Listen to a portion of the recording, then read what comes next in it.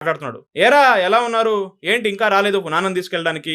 నాన్న పొద్దున్నుంచి నిన్ను కలవరిస్తున్నాడు మీ ఇంటికి రావడానికి. చిన్న కొడుకు రాలేదని చాలా కలవరిస్తున్నాడు. త్వరగా వచ్చి తీసుకెళ్ళు అంటున్నాడు. ఆ అన్నయ్య ఇదిగో వచ్చేస్తున్నాను. ఆఫీసులో కొన్ని పనుండి రాలేకపోయాను. ఇప్పుడే బయలుదేరుతున్నానని అతను అంటాడు. ఆ అన్నయ్య వస్తున్నా అని చెప్పి ఫోన్ పెట్టేసి బయలుదేరాడు. ఇదంతా గమనిస్తున్న తన కొడుకు తన తండ్రితో ఇలా అంటాడు. నాన్న నాకు ఒక డౌట్ తీరుస్తావా? అప్పుడు తండ్రి ఇప్పుడేం డౌట్ రా, ముందు వెళ్ళి మీ తాతయ్యని తీసుకురాని అప్పుడు నీ డౌట్ తీరుస్తాను అని అంటాడు. లేదు నాన్న నా డౌట్ ఇప్పుడే తీర్చాలని ఆ పిల్లవాడు మొండి పట్టుబడతాడు. అప్పుడు ఆ కొడుకు ఇలా అంటాడు.